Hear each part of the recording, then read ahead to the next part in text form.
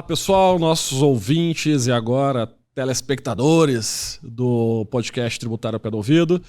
Estamos aqui em mais um dos nossos episódios, vamos tratar um pouquinho da tributação, do que aconteceu no ano de 2023. Vamos tentar também trazer a todos vocês aqui um panorama do que vai acontecer no ano de 2024, tal qual fizemos lá no finalzinho de 2022, onde eu participando, né, como o entrevistado na vez, junto com o colega, o Carlos Renato, que hoje aqui não está, estamos em outros 4 colegas, em outros 3 colegas, né? Falávamos do que poderia acontecer com a tributação do país nesse 2023, nesse ano de novo governo, né? Um governo capitaneado pelo presidente Lula e os seus companheiros, aí, o pessoal que está no Ministério da Fazenda. Então, antes de qualquer coisa, antes de a gente passar a falar sobre a tributação, gostaria de desejar a todos um grande e fantástico ano, um 2024 fenomenal. E vou já aqui de cara passar a palavra para os meus amigos, para que eles possam fazer suas apresentações, para a gente iniciar o nosso bate-papo sobre direito tributário, ok? Pessoal, então vamos lá. Eu queria de logo passar a palavra para o Bruno, para ele se apresentar, já que agora vocês estão nos vendo, né? Antes vocês só ouviam nossas vozes. Bruno, depois o Vitor também vai falar um pouquinho com vocês e aqui o Henrique também está comigo, ok? Maravilha, Elvio. Boa tarde aí para todo mundo. Agora, né, no estúdio, muito legal, podcast evoluindo para trazer mais qualidade aí para os nossos ouvintes, telespectadores que vão poder nos ver agora. Olha que maravilha. Vamos se assustar um pouquinho, mas no fim dá tudo certo. Então, um bom ano aí para todos e vamos trazer aqui nesse podcast algumas questões aí que ocorreram na matéria tributária em 2023. Acho que vai ser bem interessante aí esse episódio. Olá, Vitor, se apresente. Olha só, nosso menino Vitor. Queria agradecer novamente a presença, né? Senti falta de estar presente aqui com vocês. Muito feliz por estar novamente comunicando, trazendo aí um pouco sobre o ano, sobre o que foram as alterações, as nossas expectativas, os nossos anseios, né? Eu acho que todo mundo que milita aí na advocacia tributária, que é um operador de direito tributário, que tem alguma conexão com essa matéria aí que a gente escolheu para ser a nossa profissão, sabe dos desafios, as gigantescas alterações que ocorreram no ano. E como o podcast aqui está disponível para informar, para trazer um pouco mais de elucidação para essas matérias, e com certeza vai ser um ano muito cheio, né? A gente teve aí, e vamos conversar hoje sobre a figura da reforma tributária, né? Movimentando em muito aí todo esse aspecto, toda essa esperança de uma melhora pelo nosso tratamento tributário. E também assim uma agenda muito atarefada quanto às alterações que foram realizadas. Então, vamos debater isso, vamos conversar a respeito e vamos fazer parte também de tudo que está vindo em 2024. Tá certo, Vitor. Henrique, agora a palavra está com você. Obrigado, Elvio. Satisfação estar aqui com você, Bruno, e você também, Vitor. Nossos ouvintes, um prazer retornar ao podcast. E eu fiquei um pouco afastado e acho que o que eu posso compartilhar com vocês é que afastado você percebe como o podcast ele é valioso para atualizar, para promover a discussão, para promover a reflexão. E agora começando 2024, justamente com o podcast num formato novo, com estúdio, com gravações, eu acredito que nós temos ainda mais força para promover a reflexão, a discussão para os nossos ouvintes e continuar contribuindo com o direito tributário. É isso aí. Agora, então, nós estamos nesse novo formato de estúdio também. Então, vocês vão já poder nos seguir logo lá no YouTube. E, além disso, aqueles que já nos escutam e aqueles que ainda não estão nos escutando lá nos agregadores, né? No Spotify, Deezer e tudo mais, nos sigam, estejam lá conosco. E aqueles que já nos escutam, daqui a pouco vão também nos ver lá pelo YouTube, tá certo? Bom, pessoal, a gente também queria dar a mão à palmatória. No finalzinho do ano a gente ficou um pouco afastado, né? Não teve episódio aí nos últimos, vamos dizer assim, 60 dias. A gente não teve episódio, mas nós estávamos planejando algo melhor, algo bom para 2024 e aqui estamos. E como o Vitor colocou, esse ano vai ser um ano de muito trabalho. Nós tivemos uma grande, na minha visão, né? E aí depois cada um vai poder falar um pouquinho, um grande impacto na tributação brasileira, algo que aguardávamos talvez há 30 anos, né? Desde quando a Constituição Federal em 88 foi criada, já se falava em reforma, parece que só... em 88 eles apenas vamos deixar aqui sem mexer muito e vamos reformar depois. Em 93 veio uma emenda de revisão rápida, quase nada se mudou, né? E depois começou-se a falar sobre reforma, e esse ano vai ser um ano grande, de grandes discussões. Lá vem as leis complementares, né, as reformas, né, para modificação da legislação infraconstitucional, e a gente vai, então, cada uma dessas situações vão gerar novos episódios, vocês vão nos ver falando muito sobre reforma esse ano, mas aqui a gente acho que é importante a gente fazer uma reflexão e trazer um pouco o que aconteceu para o nosso ouvinte agora e o telespectador também, né, sobre essas questões da reforma. O que aconteceu, como foi essa reforma? Acho que eu vou perguntar para o Vitor. O Vitor esteve engajado bastante nesse trabalho, né, e para nos dizer um pouco, e falar um pouco o que aconteceu e por que essa reforma então veio em 2023. Tava tão ali, vamos dizer assim, falar um português mais chulo mesmo, né? Tava empacada, né, todo esse tempo. E 2023 a coisa andou, né, Vitor? Perfeito, Elvio. A reforma tributária, ela aconteceu, né? Eu gosto de começar esse assunto falando que a gente tem posições favoráveis, a gente tem posições desfavoráveis em relação à reforma. Nós temos entusiastas, nós temos críticos, mas eu sempre reitero o seguinte ponto: a reforma veio, a reforma chegou, a reforma está aí, é a reforma que nós temos.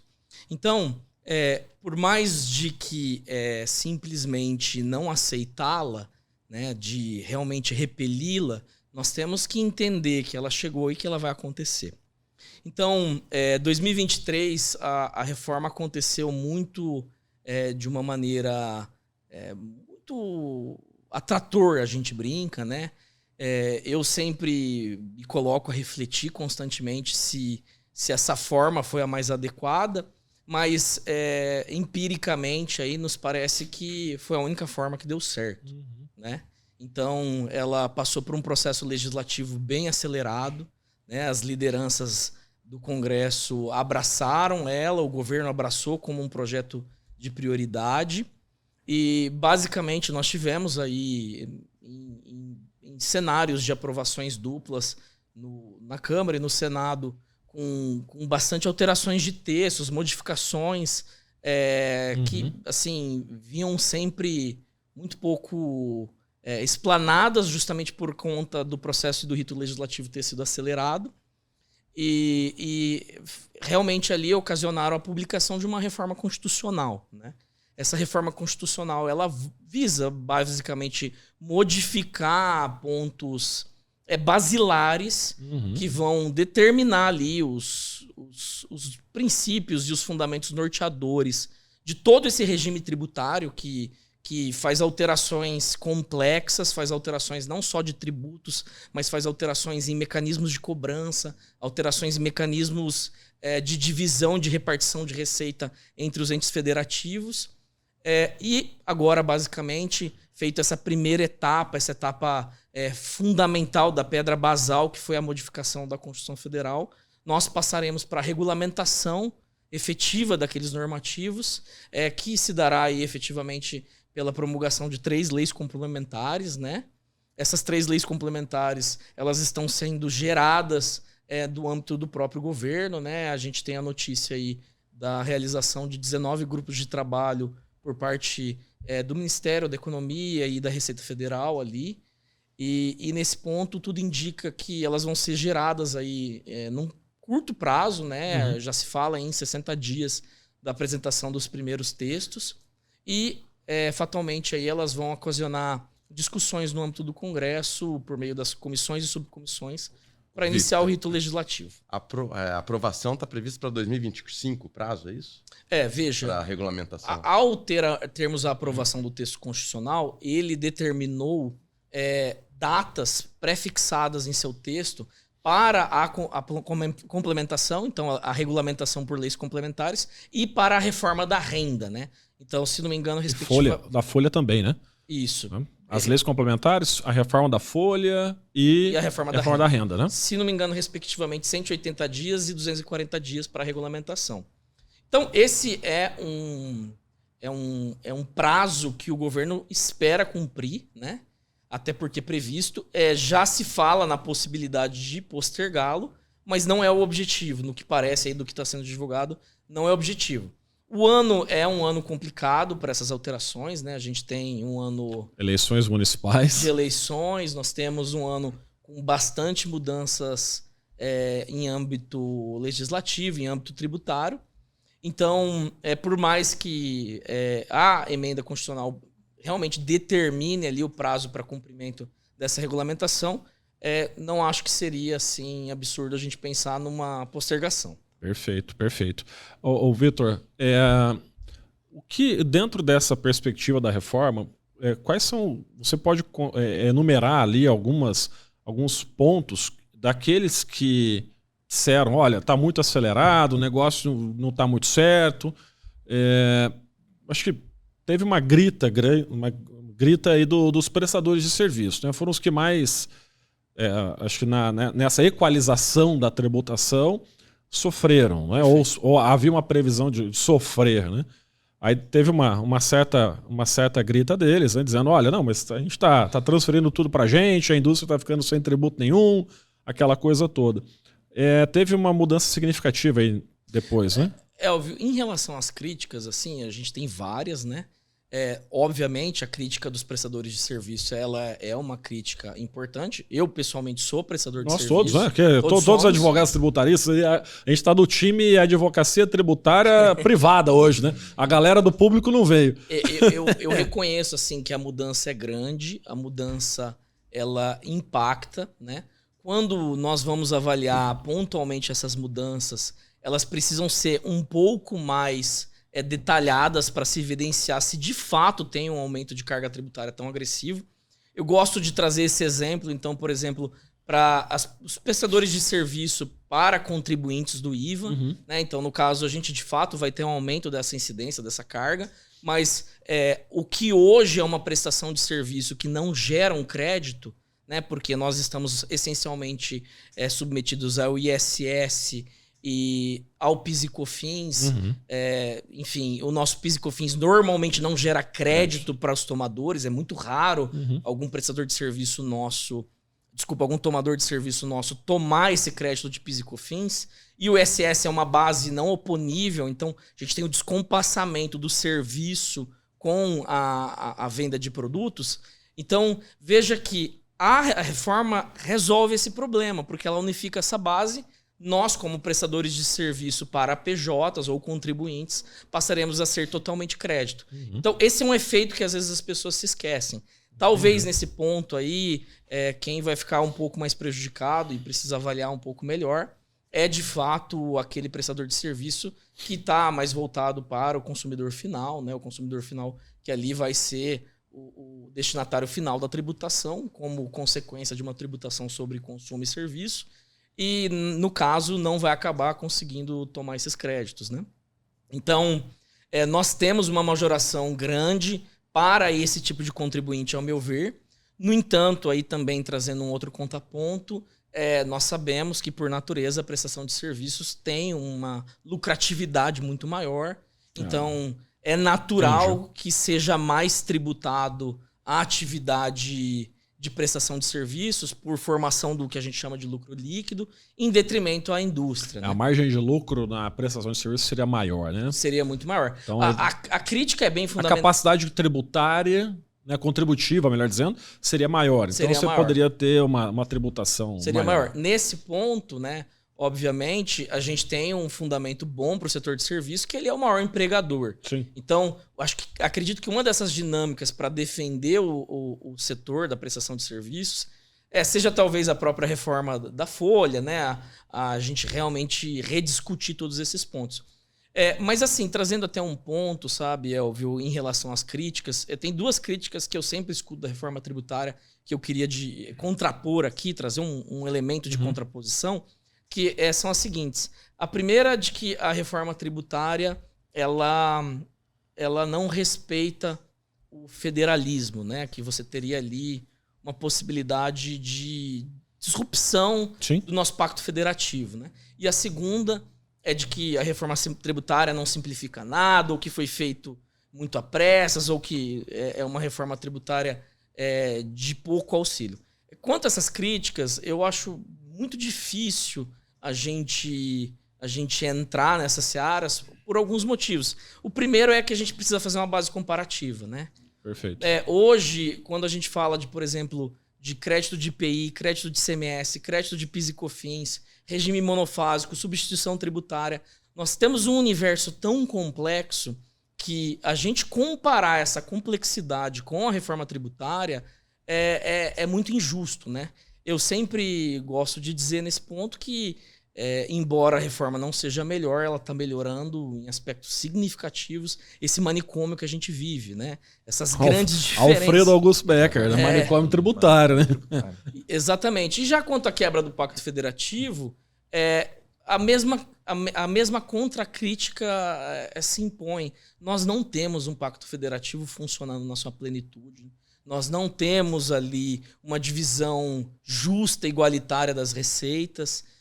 Então, eu acredito que o debate, a construção que a reforma tributária trouxe, talvez tenha até melhorado esses aspectos, né? Trazido mais simplicidade, trazido um pouco mais de até transparência para essas regras de divisão, com um comitê gerindo isso tudo. Então, eu tenho que, para mim, que a gente tem que estar vigilante, estamos muito longe de ter um regramento perfeito, sim. Mas houve sim aí uma melhora, né? Bom, esse tema vocês já puderam observar que vai ser de grandes debates, vai ser o tema vai trazer inúmeras discussões. Chama a atenção aqui de quem está nos escutando, está nos vendo, o próprio Tributário ao Pé do Ouvido já tem em sua base lá de quase 80 episódios, 6 ou 7 episódios que tratam da reforma ainda desde o ano de 2019, quando das primeiras propostas. Então, assim, para quem está nos conhecendo hoje, vão lá, procure os episódios lá nos agregadores, né? Vocês vão encontrar algumas coisas. Acho que logo no início, os primeiros episódios que gravamos, fizemos uma entrevista com o deputado Raul na época, que capitaneava a PEC 110, que foi agregada à PEC 45 e gerou, inclusive, a reforma que aqui tivemos, né? Então, vamos agora então deixar o tema reforma e vamos fazer o seguinte, cada um desses pontos que o Vitor colocou e nos trouxe, eles vão servir, vão se prestar para um novo episódio, tenho certeza absoluta. E para vários episódios. A gente vai falar, acredito, né? É possível falarmos do IBS, da CBS, né? Do famoso IVA dual, falar dessa nova do TCMD, um episódio só para ITCMD, um episódio só para IPVA, IPTU, tudo isso vai mudar. Né? Tudo isso tem mudanças, na verdade, né? O que muda mesmo, efetivamente, vão ser lá os tributos sobre o consumo. Os outros têm mudanças agregadas. Eu acho que, e a maior, na minha visão, aí, talvez, não sei se vocês concordam, a maior quebra de paradigma, para mim, é o IPTU. A retirada, a possibilidade de se fazer a avaliação por ato administrativo. Né? Na linha do tema 1084, que o Supremo decidiu que o Executivo pode delegar, quer dizer, o Legislativo pode delegar ao Executivo, a avaliação dos imóveis que não estão previstos na folha. Mas na planta genérica. Desde que haja critérios definidos em lei, que se faça uma avaliação individualizada, com direito ao contraditório para o contribuinte. Exatamente.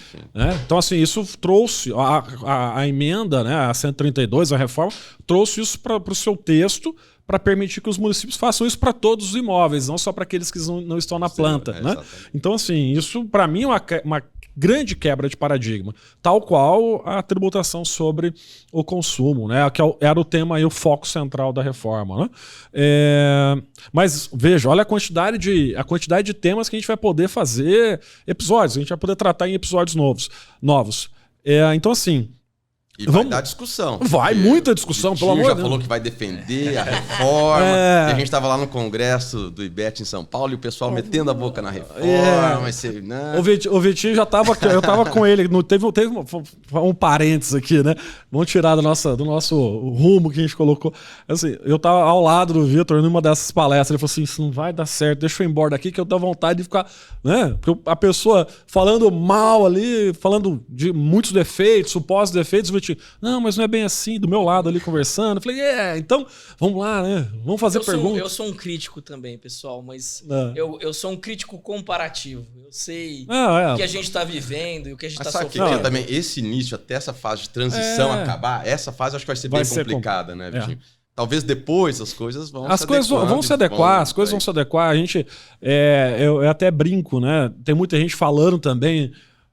Queira ou não, esses próximos 10 anos podem ser a década de ouro do tributário. Porque vão ser tantas discussões até 2023.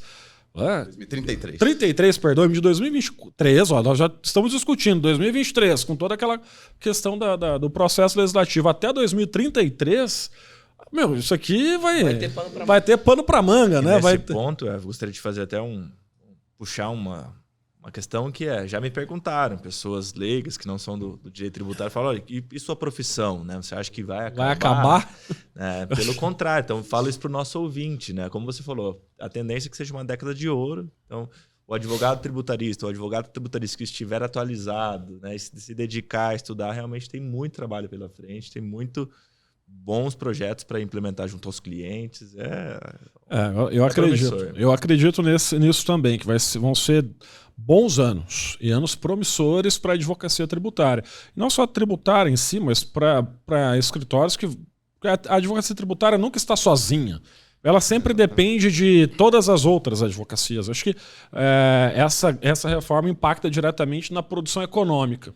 A produção econômica impacta no direito empresarial, no direito civil, no direito previdenciário, porque você vai ter mais empregos, não é? Vai ter mais gente. Está impactando também a questão do planejamento sucessório. Planejamento sucessório. TCMD, já está todo mundo querendo fazer planejamento, que vai subir TCMD, vai subir ali. É um alvoroço, né? Então envolve um monte de gente para tudo quanto é lado. Então eu não vejo, talvez assim, falam, vai ser a década de ouro da advocacia tributária, mas vai ser a década de ouro da advocacia como um todo, porque ela vai impactar a advocacia de negócios. Acho que a advocacia de negócios vai ser muito impactada pela reforma, e pode gerar aí, para quem estiver pronto para isso, estiver se preparando e preparado, bons negócios também, né? Bom, mas vamos lá, vamos falar um pouquinho de 2023. E para falar de 2023, eu queria retomar só o que eu falei. Eu lembro que eu mencionei que eu fui o entrevistado do Carlos Renato no nosso episódio, no último episódio de 2022. E ele me perguntou assim, Elvio, o que você acha que vai acontecer em 2023 com a tributação? Não é? Só lembrando, esse foi o episódio mais ouvido do ano passado também. Foi interessante. O episódio falando da perspectiva de 2023 foi o mais ouvido. Eu disse o seguinte a ele, falou, olha, Carlos, a gente tem que olhar muito o eleito, o presidente eleito, porque o partido dele tem um viés mais social. E quando se tem um governo com um viés mais social, pressupõe-se que você não tem corte de gastos públicos, da máquina pública, eu diria, né?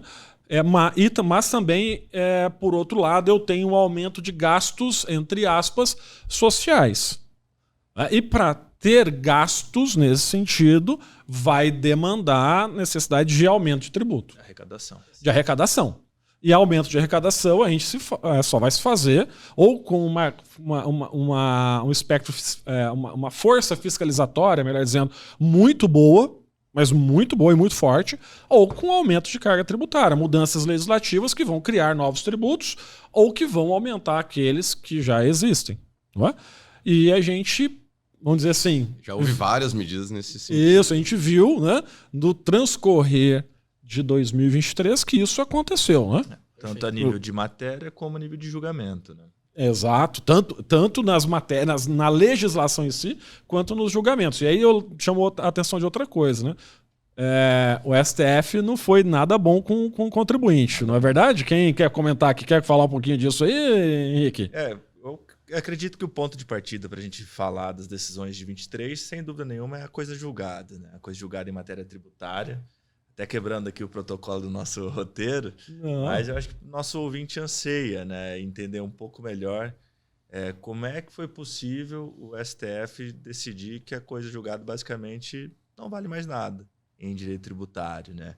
E eu gostaria de ouvir o Bruno, o que o Bruno pensa a respeito da coisa julgada. Esse julgamento trouxe um impacto grande, né, e vai trazer impactos também futuros, porque hoje, se você tiver uma decisão em controle concentrado, ou uma decisão em repercussão geral que venha a dispor de modo diferente do que você havia conseguido numa sentença transitada em julgado, como foi o caso, né, da CSLL, que vários contribuintes obtiveram sentenças favoráveis e, posteriormente, o Supremo declarou a constitucionalidade da CSLL.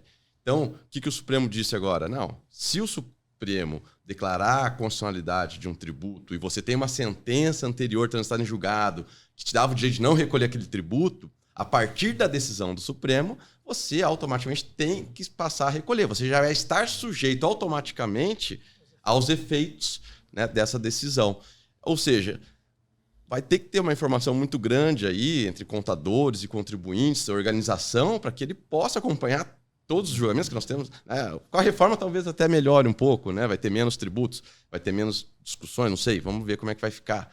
Mas é uma questão que quebra aquela confiança, aquela segurança jurídica da coisa julgada, que só poderia ser destituída por ação rescisória, né? Dentro do prazo de 2 anos. Hoje isso acabou, né? E ainda estão discutindo lá no Supremo se vão modular ou não, porque se não modular, a insegurança jurídica é muito maior. Porque daquele contribuinte, né, que não recolheu a CSLL aí dos últimos 5 anos, vai poder se cobrar, porque a decisão do Supremo que declarou a constitucionalidade é de 2007, se eu não me engano.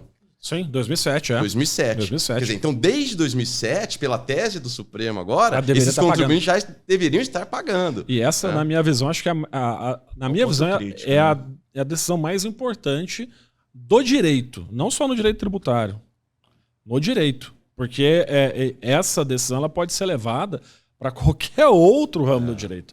Não fica no tributário, não fica, os argumentos, a ratio descendente, ela não fica restrita ao direito tributário, ela pode ser aplicada para qualquer ramo. Elvio, e aí a gente vê uma questão interessante do Supremo na questão da modulação. Porque quando é para modular a favor da fazenda, como foi no caso, por exemplo, do tema 69, da exclusão do ICMS da base de cálculo do PIS/COFINS, o Supremo modulou, porque ele falou, bom, o STJ decidia que não poderia ser excluído o ICMS da base de cálculo do PIS/COFINS. Agora nós estamos mudando o entendimento anterior, com base nisso vamos modular. Daqui para frente, vale daqui para frente, ressalvado quem havia ajuizado ações discutindo a questão. E no caso da quebra da coisa julgada, havia uma decisão do STJ dizendo que não poderia haver essa quebra automática da coisa julgada. E o STJ julgou essa matéria porque o Supremo falou que a matéria era infraconstitucional. Olha que interessante. Aí o STJ vai lá, julga, porque o Supremo falou que a matéria era infraconstitucional. O Supremo depois muda de ideia, não, agora é constitucional, vamos julgar. Ele muda o entendimento do STJ, mas não modula os efeitos da decisão. Ele está usando 2 pesos, 2 medidas aqui no caso. Embora foi por 6-5, se eu não me engano, que não modulou. Tem embargos de declaração pendentes ainda de julgamento. Mudou a composição do Supremo também. Eu não sei se isso é bom ou ruim para o contribuinte. Enfim, mas é uma questão bem sincero, que está em aberto ainda. A composição hoje, na minha visão, tá? Na minha visão, ela não é nada favorável aos contribuintes. A composição de hoje não é nada. Então, na minha visão, a gente vai seguir com o que aconteceu o ano passado. 90%, salvo engano, das questões tributárias que chegaram ao STF, aos tribunais superiores, foram julgadas em favor do ente tributante. 10% levaram os contribuintes. Então, assim, e com a composição de hoje, eu acredito que essas questões vão continuar. Não é? Só para fechar, eu entendo que esse ponto, né, da possibilidade de cobrança retroativa é o principal gargalo. Você tem um argumento forte para quebrar a coisa julgada. Aí não estou falando do ponto de vista de se quebrar automaticamente ou via rescisória, que é a questão da concorrência, né? Se eu tenho uma empresa com uma ação transitada em julgado que assegura para ela um benefício, a gente acompanhou as questões de IPI das importadoras de Santa Catarina, né? Tinham trades ali que tinham benefícios que elas se tornavam muito mais competitivas que qualquer outra. Então, a concorrência fica muito prejudicada. E os nossos clientes, e alguns clientes nossos. Então, você equiparar isso daqui para o futuro é uma coisa. Agora, você autorizar, inclusive, um contribuinte que estava amparado numa decisão judicial transitada em julgado, sem uma alteração de entendimento, em controle concentrado, e obrigá-lo a recolher retroativamente. Sem notificação, sem processo administrativo, o Bruno prévio. Falou bem, né? O que vai acabar acontecendo com essa insegurança que foi criada. Quer dizer que todos os contribuintes têm que acompanhar todas as decisões. E mais, você estar 100% atualizado o tempo todo, né? E você só pode realmente aproveitar os benefícios depois de 5 anos. Você tem uma ação judicial, transitou em julgado, você faz esse caixa por 5 anos e só depois de 5 anos começa a se aproveitar, você pode usar esse dinheiro. Essa contingência. Mas isso é um grande problema. Né? Na minha visão, como eu disse, é a decisão mais importante do STF de 2023, no âmbito aí das relações jurídicas, das obrigações. E assim, a gente vai ter talvez bastante trabalho nessas questões, na assessoria dessas empresas, dos nossos clientes, para justamente fazer com que eles tenham uma razoável segurança a partir do momento que a gente tiver decisões que lhes são favoráveis. Para quê? Para acompanhar eventuais repercussões gerais, ADINs, né? Que estão em julgamento lá nos tribunais superiores. Até tivesse que ter alguma legislação regulamentando isso. Já se fala nisso, né? Já se fala nisso. Bom, mais alguma questão do ano passado? Quer colocar? Eu acho que teve um tema no finalzinho do ano lá do ICMS-ST, né? Mas aí foi no STJ, certo? Que é importante a gente falar um pouquinho. Pelo menos foi favorável ao contribuinte, essa foi favorável e por unanimidade, hein? Por incrível que possa parecer. Foi uma decisão que veio na esteira lá do tema 69, porque o Supremo julgou a exclusão do ICMS da base de cálculo do PIS/COFINS, mas quando instado a se manifestar sobre o ICMS-ST, da substituição tributária, ele disse que esse tema não havia sido englobado naquele julgamento. E ele disse que a matéria era infraconstitucional. Mais uma vez aqui, vocês aí não é infraconstitucional, mas o ST é infraconstitucional. Dois pesos e duas medidas. Vocês aí embaixo. Porque o STJ já tinha se negado a julgar o ICMS-ST dizendo que a matéria era constitucional. Aí foi pro Supremo, o Supremo falou, não, a matéria é infraconstitucional. Aí voltou pro STJ. Aí o STJ foi obrigado a enfrentar o mérito e julgou, de forma correta, ao meu ver, a possibilidade, reconheceu a possibilidade da exclusão do ICMS-ST da base de cálculo do PIS/COFINS, porque não muda nada. Ali, na verdade, é uma forma de arrecadação, né, diferenciada, que é por meio da substituição tributária. Então, não muda a questão de que aquele contribuinte está sujeito ao ST também tem o direito de excluí-lo, porque ele também está sofrendo, né, aquele ônus e está repassando isso ao consumidor final da mesma forma. Então, só lembra para o nosso ouvinte, Bruno, por gentileza, qual figura, qual substituto que pode fazer essa... Não, aí seria o substituído. Né? Porque já tem autorização legal para o substituto exatamente. Fazer, né? O substituto, ele destaca o ICMS-ST na nota e esse ICMS destacado ele exclui da base dele. Agora, o substituído em lei. O substituído não. O substituído, então ele paga antecipado esse imposto e não poderia excluí-lo da base de cálculo, enquanto que o contribuinte que está sujeito ao regime normal, vamos dizer assim, ele pode excluir e ele só paga quando ocorre efetivamente o fato gerador. Então havia também um tratamento desigual aí que, ao meu ver, fere a isonomia. Uma decisão coerente. Né? Foi coerente. Então, foi uma vitória muito uma vitória interessante. Né? Acho que é a única e relevante, né, de 2023. Bom, teve uma decisão lá do STJ, né, que tratou das subvenções em si. Subvenções, vamos falar assim, né? Melhor, né? Eles se referem como subvenção de investimento. De investimento. Em tese não existiria mais. Exatamente. Então, assim, já que o Vitor tocou nesse assunto, eu vou mandar a bola para ele. Ele vai ter que se virar um pouco com isso. Explicar um pouquinho. O STJ julgou isso, né, Bruno? Julgou essa matéria. Julgou essa bomba, né? Essa bomba. Deixa eu só, antes de você colar. Me chamou muita atenção logo na semana seguinte ao julgamento, ou no dia seguinte, melhor dizendo, matérias dos jornais. Contribuintes vencem, governo vencem. Falei, mas peraí, como que os dois venceram? Né? Muitos, inclusive, destacando a vitória da União. Né? A maioria destacando vitórias da União, mas outros falando, não, mas peraí, quem ganhou isso aqui foram os contribuintes, peraí. Né? Mas vamos explicar um pouco direito, só para relembrar essa decisão. Né? E aí você pode nos trazer esse histórico e, quiçá, falar um pouquinho da MP 1185 e que foi convertida em lei agora no final do ano, né, na 14789. Porque tem uma diferença entre essas duas subvenções, né? Duas subvenções opostas, né? Mas vamos lá, fala um pouquinho aí pra gente disso aí. Eu gosto de começar nesse tema trazendo um pouco de como, com essa mudança, né, de administração pública mesmo, né, das pessoas que estão à frente ali do Ministério da Economia, a gente passou a ter um outro problema dentro do direito tributário que a gente tem chamado de guerra de narrativas.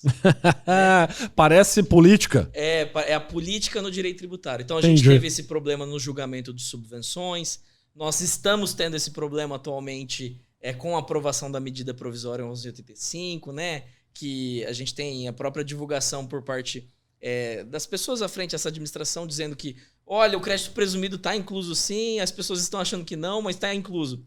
Então, eu vou começar nesse tema dizendo que se precisou da MP é porque o governo perdeu. Né? Sim, claro. Eu tô contigo. Eu perguntei, mas eu tô contigo. Eu concordo com o que você vai falar. Nem sei ainda, mas eu concordo. E me parece assim que o governo tentou, de alguma maneira, trazer algum tipo de vitória pelo julgamento da STJ, e na prática acabou solidificando a decisão quanto ao tratamento tributário para essas subvenções, e depois se arrependeu, né, desse julgamento e tentou regulamentar isso via medida provisória, e aconteceu o que aconteceu. Bom, mas pessoal, recapitulando, acho que é importante a gente subdividir a matéria, né, a questão das subvenções para investimento. Essa matéria ela é complexa, ela só por si só já dá... 3 podcasts, 3 episódios de podcasts específicos, mas ela inicia primeiro com essa matéria, né, trazendo lá de muitos anos atrás a diferenciação entre o que são subvenções de custeio e subvenções de investimento. A duras penas, essa legislação foi alterada pela LC 160. O governo, mesmo com a LC 160, se recusa e se recusava e se recusa até hoje a reconhecer os efeitos dessa alteração legislativa legalmente promulgada pelo nosso país. Né, uma série de soluções de consultas contrárias ao contribuinte. Uma série de soluções de consultas contrárias até hoje. O julgamento, para nossa surpresa, né, ele inicia... Eu não sei se vocês se recordam, com uma liminar no Supremo Tribunal Federal. Lembro disso, lembro. Cancelando o julgamento do STJ. Né, uma ordem direta. Essa ordem direta, ela claramente evidenciou ali um pouco de desgaste entre os dois tribunais. Né? Posteriormente, até por conta dessa narrativa, me parece assim, como os dois lados saíram dizendo que estava ganho, que a decisão tinha sido boa, o Supremo Tribunal Federal um pouco tirou os cavalos aí de campo, né? Deixou a matéria entre a União e o STJ. Até porque o STJ seguiu com o julgamento. Tanto que o STJ seguiu com o julgamento, fez uma análise... Fizeram de conta que não foram intimados, né? E depois fizeram uma análise da intimação. Fez uma análise da intimação, que se já havia iniciado o julgamento, era para que se desse sequência, né?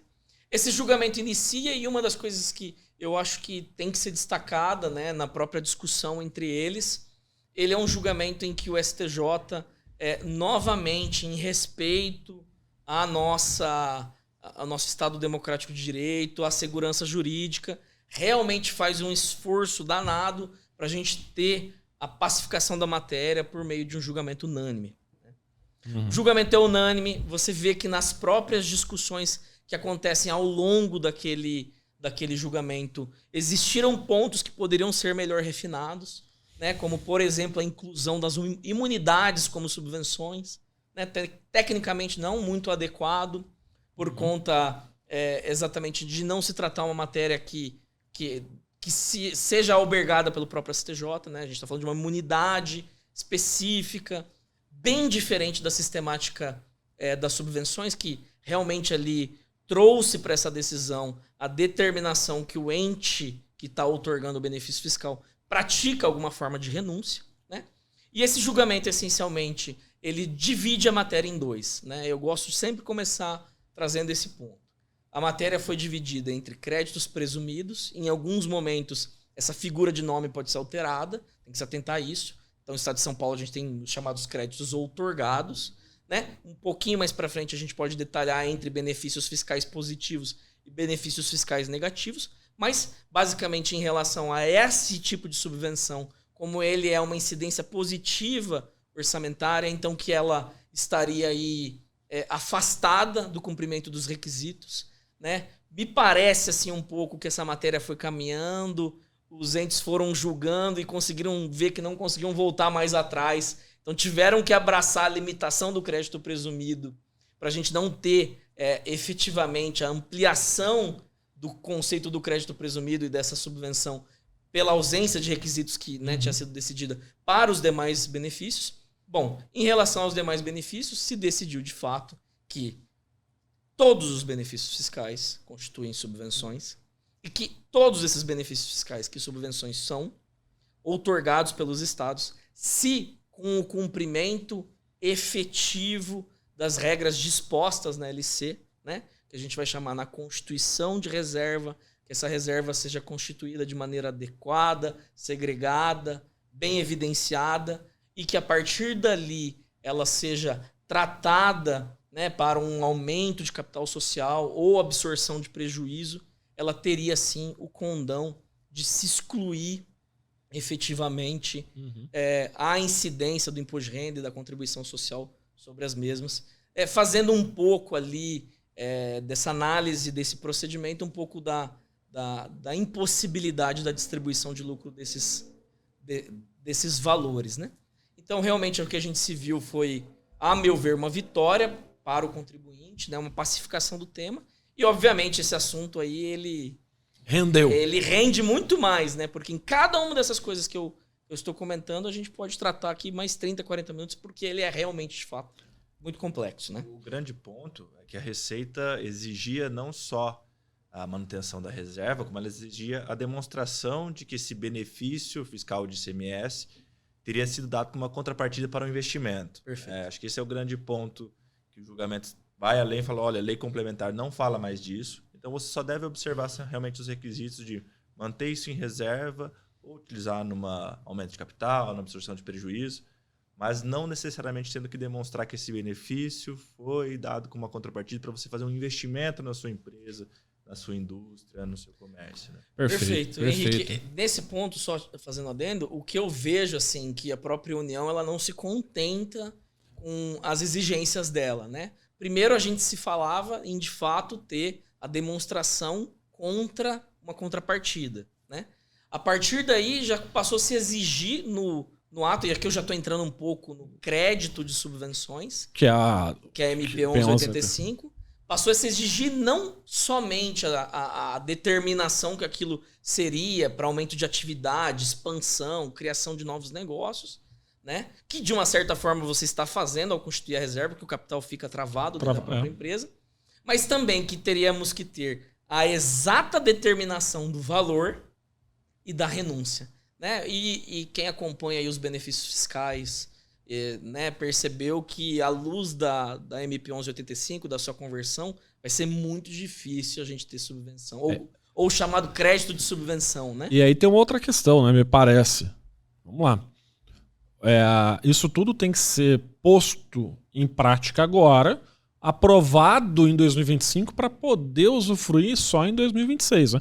Tem um gap de 1 ano e meio, 2 aí, para poder usar esses créditos, não é verdade? A MP ela trabalha, né, de uma certa forma com todos os conceitos que ela teve para conseguir postergar ou prejudicar a utilização. Uhum. Né? E até fazendo um adendo, já que a gente está falando das mudanças, das decisões, a gente percebe que muita modificação dos outros governos vinha muito mais no âmbito do mérito do do direito tributário, do aumento da cobrança. Se a gente observa que agora diversas mudanças vêm em relação ao procedimento, né? Então a MP 1185 ela é exatamente nesse sentido. Ela prescinde de uma habilitação, você tem que ter um ato específico de habilitação. Vamos lá, 360 dias para dar a decisão. Vamos lá, se a gente usar aquela regrinha... regrinha, até a própria lei fala que se em 30 dias não houver o efetivo deferimento, você tem a autorização tácita. Mas aí abre um parênteses, né? E se, por exemplo, eu faço a minha habilitação no meio de 2024, e esses 6 meses do período que eu não fiquei habilitado, eu devo estar habilitado para fazer jus ou não?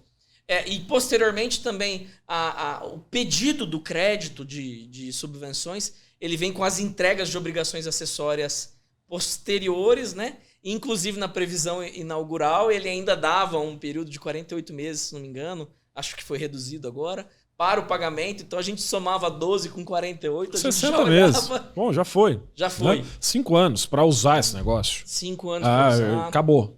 Você já era um...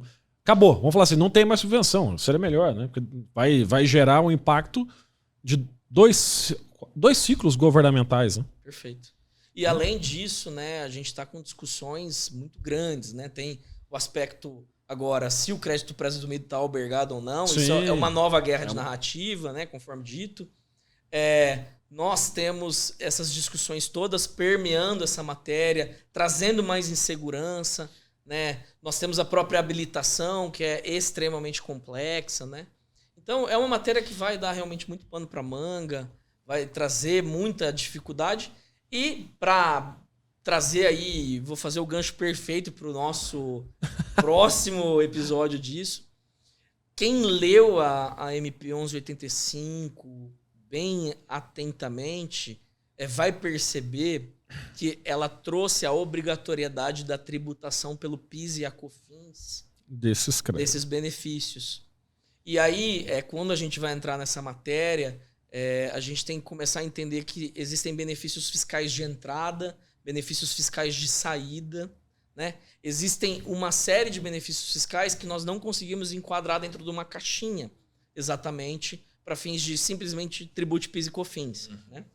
E dentro dessa situação, nós observamos assim que existem muitos contribuintes desesperados, porque pela leitura da tese de subvenções, né, isso também tem um cálculo que é um pouco complexo, não vale a pena eu entrar aqui, e pela leitura deste cálculo, esse PIS e COFINS não era tributado.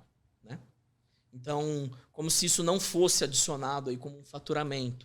Né? E eu tenho a minha ressalva pelo cálculo, porque eu entendo já que isso está composto, mas enfim, não vou entrar nessa seara. Só que com essa modificação agora, muitos contribuintes estão entendendo que esses valores precisam ser tributados. E aí, além de você prejudicar o uso, além de você criar dificuldades para usar, você ainda vai tributar. Isso. E aí, quando a gente entra nesse aspecto temporal que a gente comentou, sendo o PIS e COFINS um tributo incidente de maneira mensal, né, nós temos um impacto direto no caixa dessas empresas. E também um problema muito grande aí que tem afetado setores inteiros aqui, setores que tradicionalmente já tinham crédito presumido, já vem trabalhando com essa sistemática do crédito presumido há bastante tempo, até porque as decisões já são favoráveis há bastante tempo. Nós já falamos de trânsito em julgado há um tempo já de crédito presumido. Sim. Esses contribuintes todos, eles tiveram um efeito econômico que a gente chama de repasse do preço. Né? Então, eles efetivamente já trabalham com as suas margens considerando menores, né? O crédito. Esse crédito presumido difundido entre todas as empresas. Então, o que acontece? Quando a gente não só perde a subvenção para fins de imposto de renda e contribuição social... E tributa por PIS e COFINS? E, em tese, tributa por PIS e COFINS sobre uma premissa futura de devolução parcial. Efeito cascata, aumento de preço. Os orçamentos não estão fechando. O orçamento empresarial não fecha.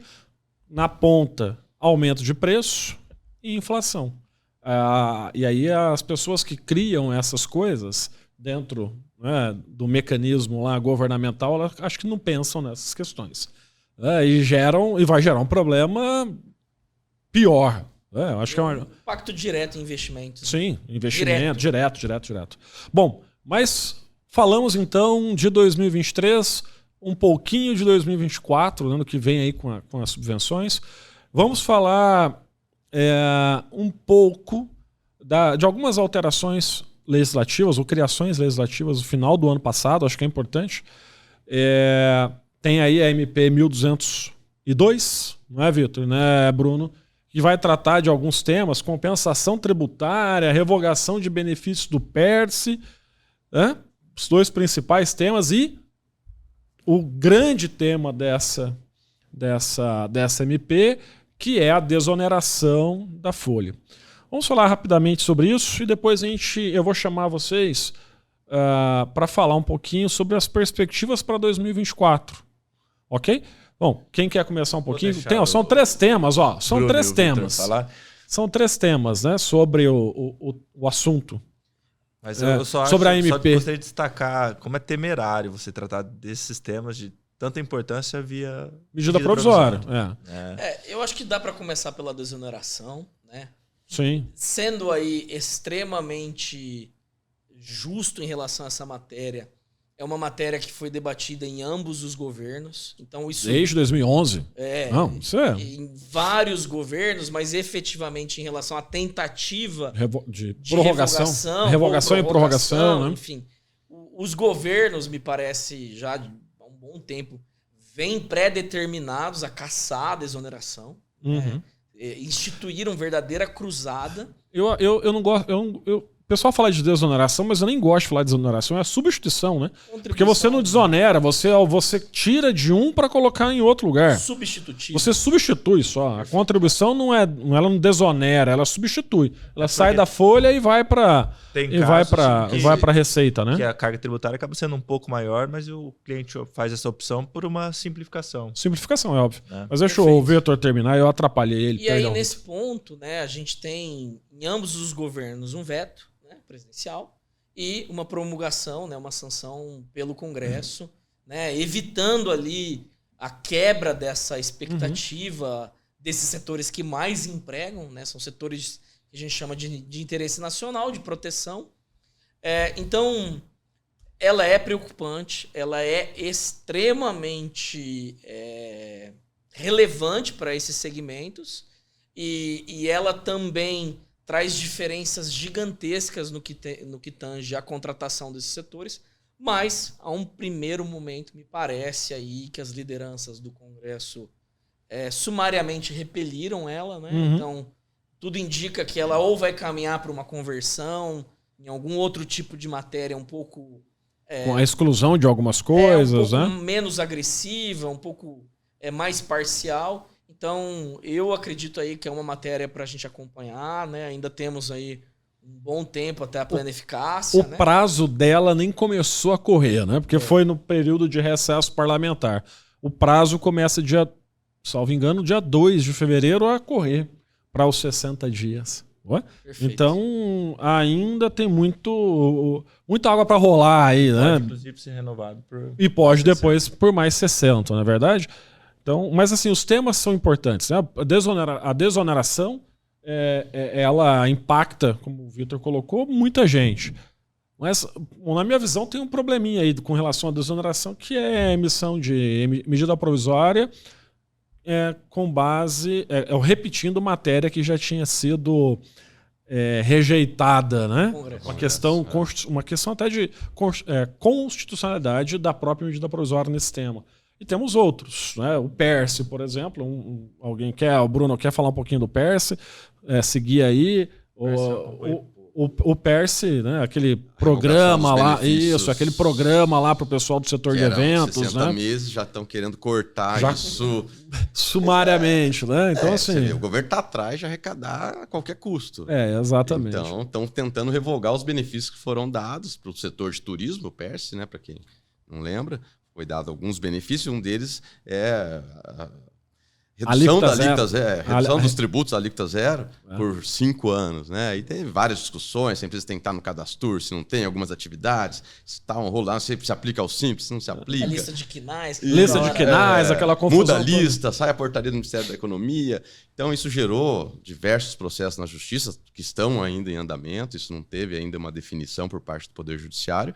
E agora o governo vem com mais uma tentativa aí de cortar, né, os benefícios, então não se sabe aí o que vai acontecer. acontecer, né? Eu vejo muita discussão, né? Aí, se vocês quiserem falar um pouquinho sobre isso, é que o PERS se equipararia a uma isenção condicionada por prazo determinado.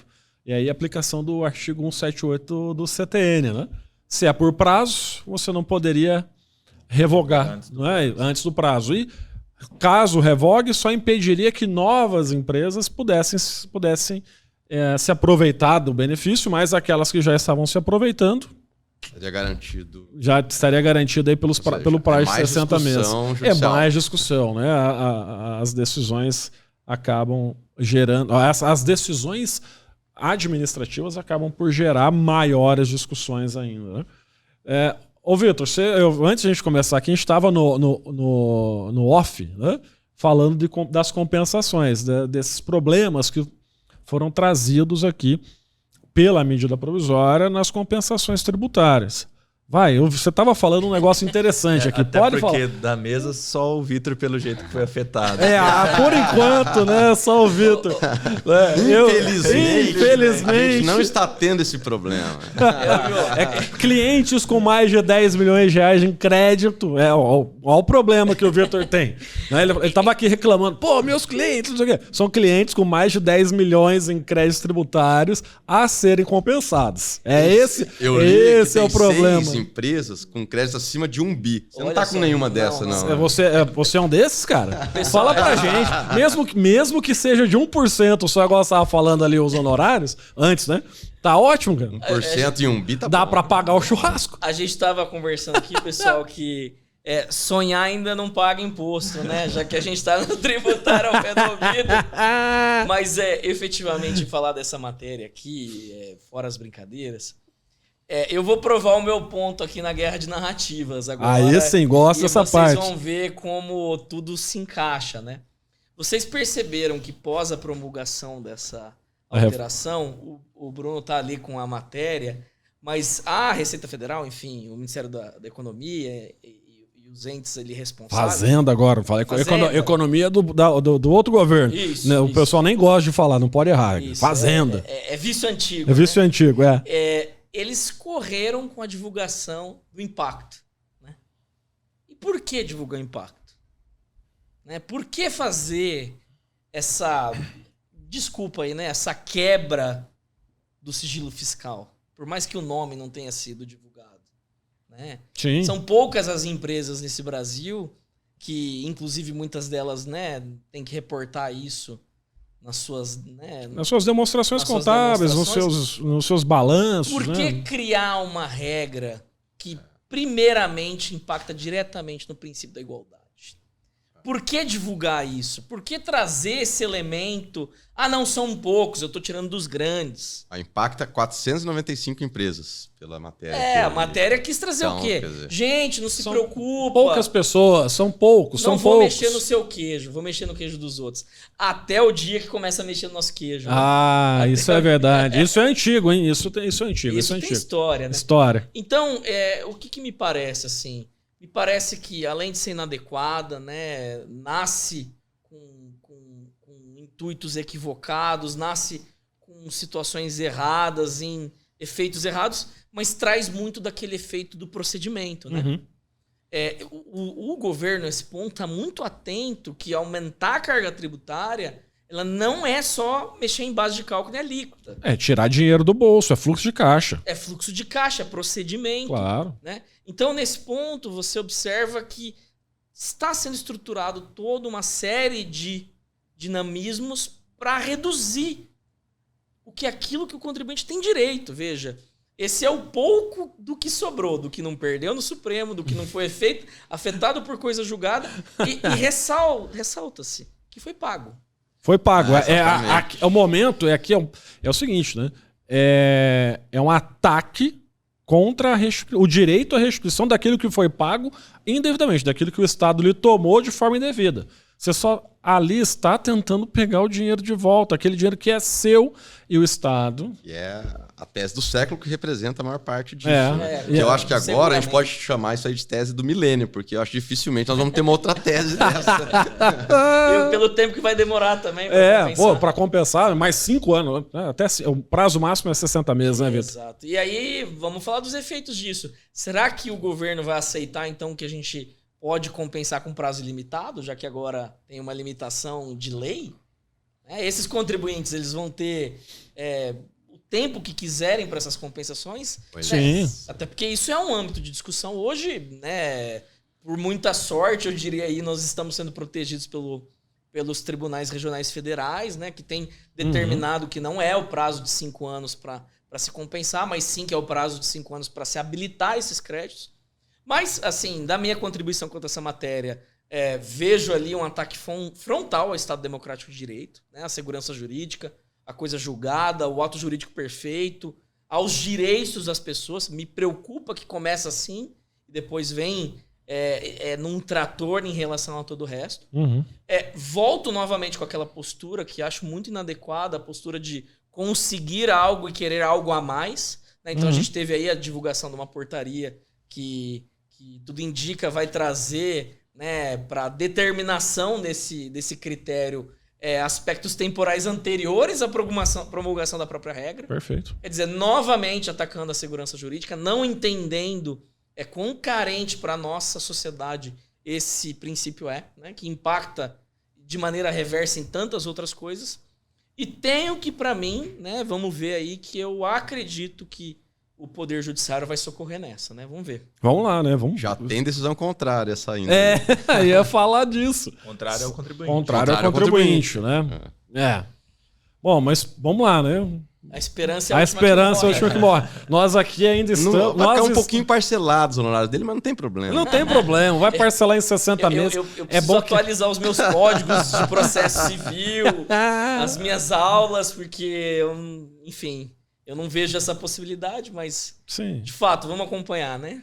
Isso é importante. Essa provocação que o Vitor faz é interessante mesmo, né? Porque às vezes nós pegamos um ouvinte que fala, olha, mas isso não vai me afetar, então não tem problema.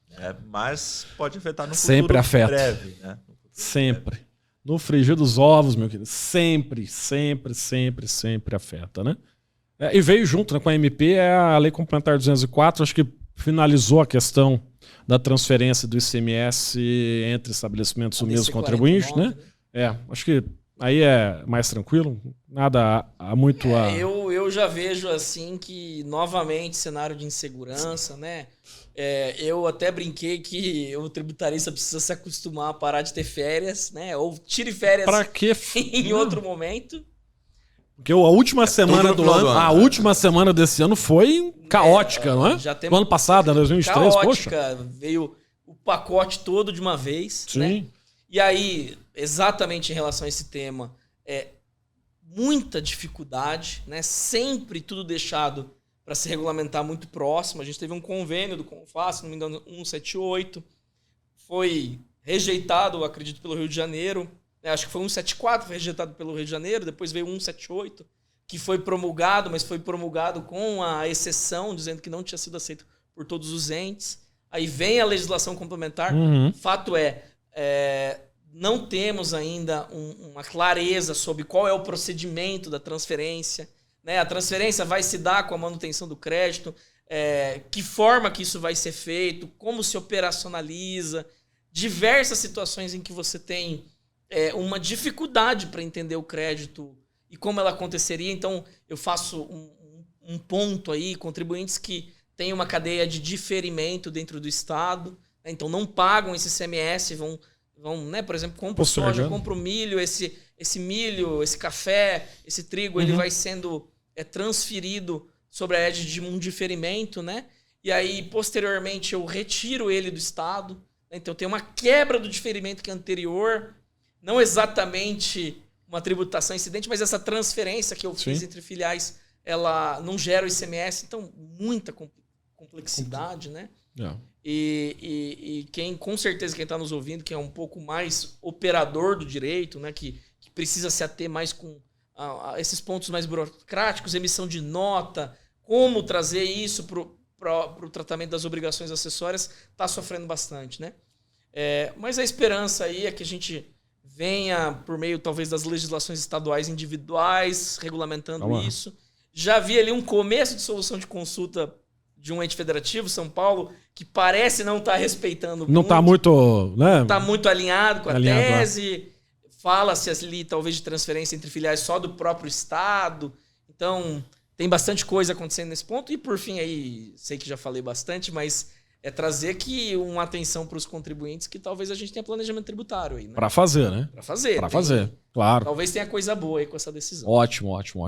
Pessoal, então vamos seguindo, acho que para o nosso fim, né, desse episódio. Eu queria conclamar vocês a falarem algumas palavras sobre o ano de 2024. O que vocês esperam do ano de 2024 no âmbito da tributação, né? Quem sabe vocês também não façam tal como eu fiz em 2024 e acertem. Eu acertei um pouquinho, né? Pelo menos um pouquinho. Quando eu falei, vai vir mais tributo. Governo na área social cobra mais. Então vamos começar institui mais. Vamos lá. Eu acredito, vamos lá. Eu mantenho a minha posição em 2024. Da de 2022 para 2023 e mantenho a minha posição para esse ano. Eu acredito que vem mais coisas. Talvez a gente não tenha, como o Vitor colocou, uma tributação com aumento grande de alíquotas, essas coisas todas, mas vai vir com impactos para reduzir a utilização daquilo que a gente tem. Como é a compensação, a limitação da compensação é muito isso. São 490 contribuintes, mas são grandes contribuintes, isso impacta muito o fluxo de caixa do governo. As regras das subvenções, isso vai impactar muito, você vai lançar... os contribuintes vão começar a ter subvenções, esses créditos de subvenção, na minha visão, para o final de 2025, começo de 2026. Então você vai ter 2 anos sem redução de imposto de renda e CSLL por conta das subvenções. E ainda vai ter o PIS/COFINS. E assim, na minha visão, já colocamos aqui a nova composição do STF deve ajudar muito nesse panorama. Eu não vejo os contribuintes ganhando teses tributárias no âmbito do STF, muito menos também do STJ. Algumas coisas com impacto econômico muito pequeno. Acho que o tribunal vai cada vez mais fazer essa análise, né? E nós temos ministros lá que são entusiastas da análise econômica do direito, por exemplo, o Luiz Fux. O ministro Fux é entusiasta, né, dessa tese. Então assim, a gente vai ver mais vezes esse argumento e vai ver mais vezes esse argumento sendo utilizado, não diretamente, mas tangenciando as decisões. A gente vai ver, fizeram isso aqui porque dá problema econômico, mas não vai estar escrito, na minha visão. Então assim, a gente vai ver um governo ainda querendo ampliar a base da tributação, bastante, na minha visão, e a gente vai ter um impacto de discussão muito grande em 2024 com as leis complementares que vão regulamentar a emenda constitucional. Não é? Já se fala, eu li nas entrelinhas aí de algumas notícias, que a tal da não cumulatividade plena já não vai ser mais tão plena, né? Em algumas áreas, área imobiliária, me disseram que não vai ter não cumulatividade plena, até porque também, na minha visão, talvez porque eles foram agraciados com um regime especial. É um dos regimes especiais, mas mesmo assim, se a ideia é não cumulatividade plena, acho que a gente não pode ter essas diferenciações. Mas acho que esse é o meu panorama para 2024, né? Que alguém mais quer colocar, alguém quer... Vitor, vai Bruno. Vou adendar os meus, né? Vou trazer. Eu vejo também com muita preocupação essa ideia do regime especial para despesas financeiras dentro do nosso tratamento da reforma tributária, porque se a gente perder de fato o direito ao crédito em todas as despesas financeiras, assim entendidas como taxas bancárias, juros, etc., por mais que, né, a gente tenha o tratamento específico para eles, me parece que é adequado ter um tratamento específico, mas retirar essa parcela de crédito vai ser um problema muito grande, assim como a reforma retira o crédito da própria folha de salários, da própria mão de obra, o que é um problema sistêmico, porque nós não estamos estimulando o plano emprego. É despesa. Vai tirar o crédito de despesa, é despesa. Folha de salários é despesa, gente. Então, nesse ponto, é uma das minhas grandes críticas aí para o IVA que está nascendo, o nosso IVA dual. Né? Se a gente está disposto a atender esse IVA dual, a gente tem que atendê-lo de uma forma ampla. Então, minha primeiro ponto para a gente cravar nessa situação para o ano de 2024 é acompanhar muito atentamente essas leis complementares que devem vir pegando muito fogo. Meu segundo ponto é para aquele contribuinte um pouco mais preparado. Me parece que vai ocorrer uma corrida aos entes estaduais para a retificação de benefícios outorgados por meio de acordos, por meio de regimes especiais, para a gente ter dentro da previsão desses regimes a indicação expressa dos requisitos para a constituição e formação de um crédito de subvenções. Por mais que espere que não, me parece que dificilmente a gente vai conseguir ter êxito nessa matéria de um ponto de vista em poder judiciário, porque me parece que a movimentação foi muito forte por parte do governo, vai brigar muito por isso. Fica dentro do âmbito da discricionariedade também do ente, né? Já que nós estamos falando de acordos. E aí eu vou fazer um adendo só. Essa semana, por exemplo, eu tive uma reunião no âmbito das transações tributárias com o procurador da Fazenda Nacional, né? Então, assim, esses temas dos acordos ou dos contratos, entre aspas, para que geram esses benefícios fiscais, o Poder Judiciário, na minha visão, não vai poder falar muito, né? É discricionariedade administrativa mesmo. Né? Então, assim, se a Procuradoria ou se o governo não quiser fazer, não vai fazer. É paciência, né? E no caso ali, pela MP 1185, agora mais especificamente, me parece que o próprio Estado ele abraça a tese de que a subvenção não deve ser tributada, né? Quase que uma disputa federativa ali mesmo. Sim. Então, me parece que vão existir as retificações desses acordos, pelo menos os maiores, né? Para a previsão expressa, por exemplo, de qual é a renúncia e qual é o investimento que precisa ser realizado. Perfeito. Né? E, fora isso, um ano extremamente movimentado, né? Possivelmente uma quebra maior aí do déficit público, que vai implicar em medidas mais agressivas. Faço essa previsão com base no que foi os últimos dias ali de 2023, em que a gente vê que são vários pontos de ataque diferentes, né? E que se esses pontos de ataques que se foram realizados eram porque eram necessários, eles não gerarem a incidência exata de caixa ou de receita pelo governo, e eles não passarem, então outros virão. Outros virão, exatamente. Devemos ter novidades também mais concretas, né, no âmbito do ITCMD. Que Perfeito, antes da reforma ele poderia ser progressivo e agora ele obrigatoriamente será progressivo, né? Então acredito que haverá, os estados editarão as normas tratando dessa progressividade. E me surpreendeu, né? Acho que são dos 27, 6 e mais o Distrito Federal, acho que são 10, uns 10 só que ainda não tem. Porque o STF já tinha dito que podia, mesmo sem autorização constitucional. Agora é obrigatório. Paraná, por exemplo, onde nós estamos, não tem. São Paulo também não. São Paulo mas me surpreendeu muito no final do ano, naqueles 10 dias restantes, ou sabendo já que viria a progressividade, o governo do Estado não tem encaminhado, o chefe do Poder Executivo não tem encaminhado o projeto de lei ali no começo de dezembro, no final de novembro, começo de dezembro, para assim que tivesse promulgada a emenda, fizesse a aprovação da nova. Eu digo isso porque isso aconteceu, vou voltar um pouquinho, no âmbito do direito previdenciário. Quando veio a reforma previdenciária em 2019, a emenda constitucional número 103, o governo do Paraná já tinha encaminhado a sua proposta de emenda constitucional e ela foi promulgada no comecinho de dezembro. Eles fizeram isso com o ICMS, né? Prevendo o aumento, já pensando na arrecadação. Perfeito. Mas enfim. Depois caiu da reforma. E caiu e não vão voltar. Não voltou o ICMS. O Espírito Santo falou que vai voltar. Agora não sei a gente. Acho que 2024 reserva, então, essas edições de lei por parte dos estados e também previsões mais específicas da reforma da renda, né? Se realmente haverá tributação ou não de dividendos. Eu acredito que nós teremos novidades fim por do aí. juros sobre capital. O Haddad anunciou que realmente vem agora uma revisão de quantos contribuintes serão afetados ali pela isenção, ampliando, né, a faixa que será isenta de imposto de renda. Eu acredito que em 2024 também trabalhará bastante nesses 2 pontos aí. Isso é verdade.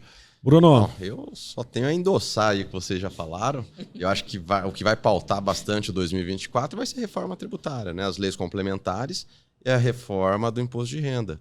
Que realmente ainda não foi aprovada, tá? Parece bem encaminhado já. E vai ter bastante impacto aí. A questão dos dividendos é uma situação bem delicada. Vamos ver como é que vai vir, se vai ter isenção para microempresas, empresas de pequeno porte, tinha uma proposta nesse sentido, que era nesse sentido. Então, vamos ver o que vai vir.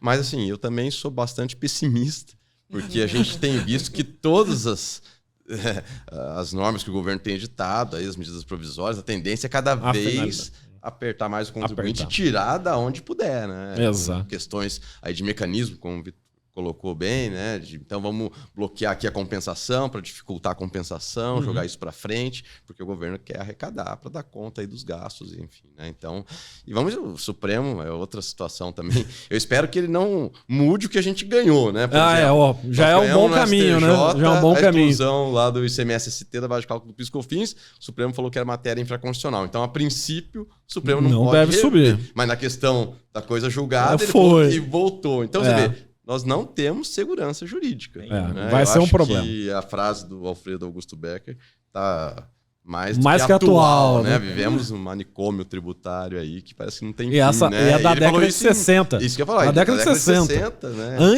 Antes da reforma tributária da emenda constitucional 18, lá que 65. depois que criou, veio o CTN e tudo. Já falava em manicômio. Esse negócio é mais atual do que nunca, cara. Nunca, né? Que ótimo. Bom, mas vamos lá, pessoal. Ótimo, gostei demais do nosso episódio de hoje. Foi sensacional. Queria agradecer de coração a todos vocês que estiveram aqui. Nosso grupo podcast ao pé do ouvido cada vez mais firme e forte, não é? Dizer que aqueles que aqui não estiveram hoje estarão nos próximos episódios, vão participar conosco também, né? A Jaqueline, o Carlos, a professora Maria de Fátima, né? O Felipe, né, que tem que estar aqui também, né? Vai estar, com certeza. E para finalizar, né, deixa eu fechar isso aqui, tirar esse negócio da frente. Para finalizar, gostaria de convidar todos aqueles que estão nos assistindo, que estão nos ouvindo, a seguir as nossas redes sociais, as redes sociais do Tributário ao Pé do Ouvido. Opa!